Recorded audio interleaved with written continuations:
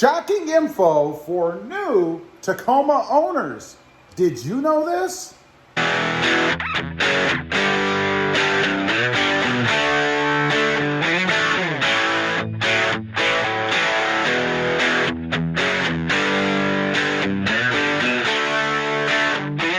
Good morning, everybody, and welcome back to RobMotive. And that's right, today I'm going to tell you some shocking info that you may not have known as a new Tacoma owner, or in this case, as an existing Tacoma owner who never drives the truck. So, first place we're going to start is in the bed. Now, in the bed here, you may notice something is a little bit different. Let me open the back here for you. If you look down here, you may notice that we have a hard plastic there and a hard plastic there. Did you know that? No, I didn't know that. It is. It is a hard plastic, and it is a composite plastic. Now, what many of you may not know is that that is the bed.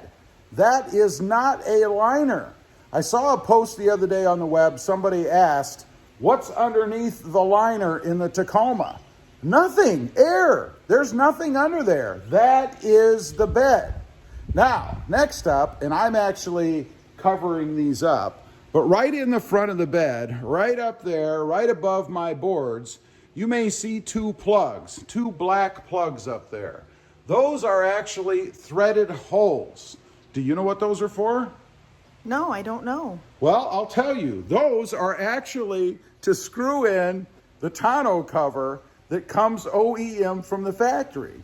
That's what they're for. Now, they can be used for other things. There are aftermarket accessories out there that those can be used for, like bike racks, different kind of brackets to hold things and stuff. Initially, I was using those to hold up my recovery boards, but that's the true purpose, for the tonneau cover. Next up, let's talk about what's not in the truck, what's missing, particularly right over here. There used to be a big cubby over there. Now, I'm going to do a mod where I'm going to put that cubby back in. But around 2018, 2019, somewhere in there, Toyota discontinued that. It used to be similar to what we have over here, except it was just a big door and it opened and you had all the space inside. Now you kind of have half, which is the outlet here, and the other half for storage. Did you know that? No, I didn't know that. Well, see, now you've learned something new. Do you think that that might be a handy feature for you? It would be a very handy feature. What would you keep in there? I don't know. Oh, well, handy but not really known. That's always good. Next up, this is something that should be in every truck, I think. And of course, it is the bed rail system. These right here. They run all the way down the side, across the front, and then over there. Now, they don't come standard with the truck. You actually have to order these separately unless they had them installed at port. But typically they do not come with the truck and you have to put those on later yourself. They come in very handy. For example, right now, they're actually what my sport bar is secured to the truck with. They also come with little cleats that slide up and down the sides. You can see if you look on the sides of mine, right up there and right up at the front, the cleats are installed. Those provide for extra tie-down points in case you're carrying something in the truck and you want to secure it back there. But like I said, they don't normally come standard with the truck. Did you know that? No, I didn't know that. Well, now you've learned something else new. All right, for this next part, we're going to have to move up to the front. Let me go ahead and shut the tailgate so I don't put the garage door down on it. What do you think? Are you learning? I think so. All right, awesome. Let's go to the front of the truck now. We're going to start right up at the front. There's only a couple of more things, actually.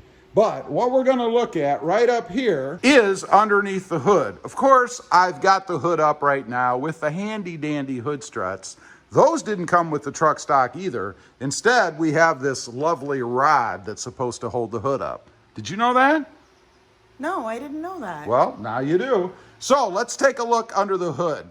There's a big controversy or confusion, I guess, about cold air intakes in the Tacoma.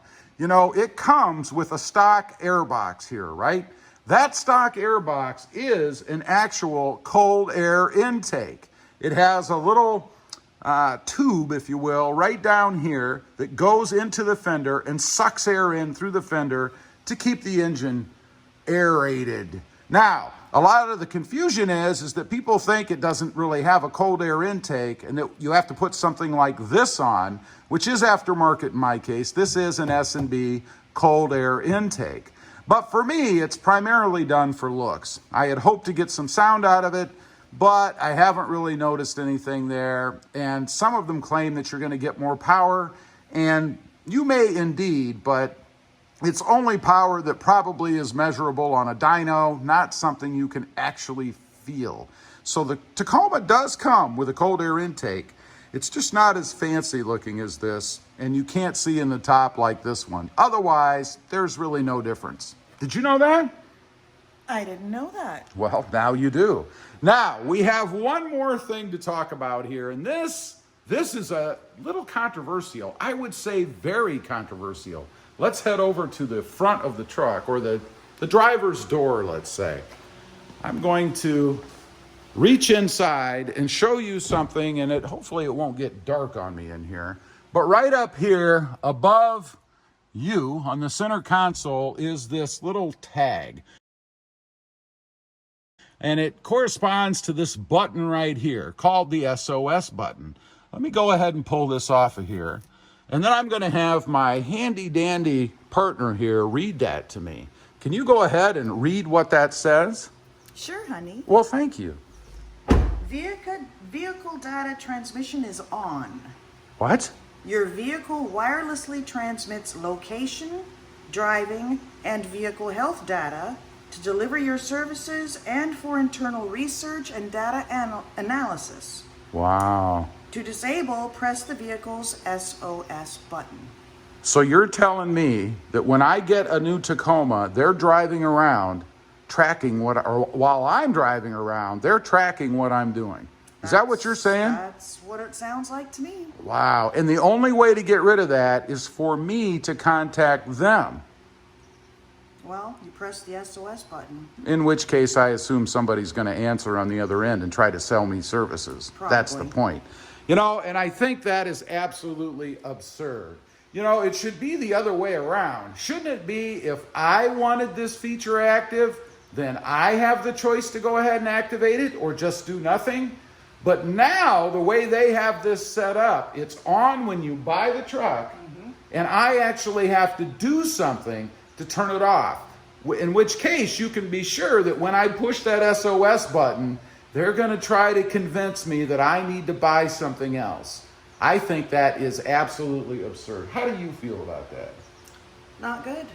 You don't feel good about it? Did you know that? I did not know that. See? I don't know how many people out there did, but just be advised, when you get your new Tacoma, for some period of time, and we assume it stops eventually, but does it really? Unless you contact them, they're going to be monitoring what you're doing in your new Tacoma. Crazy. Anyway, I just wanted to get on here and kind of talk about some shocking info for new Tacoma owners that may not know these things, particularly this little piece right here in that SOS button in your truck. Leave a comment. Let me know. I'm curious. Did you know about all these things? What about that SOS button? I'd be curious to know. Also, real quick, I do have 2 additional channels. The first is RobMotive FST, all about my New Tundra. And The newer Tundra in the future. there you go.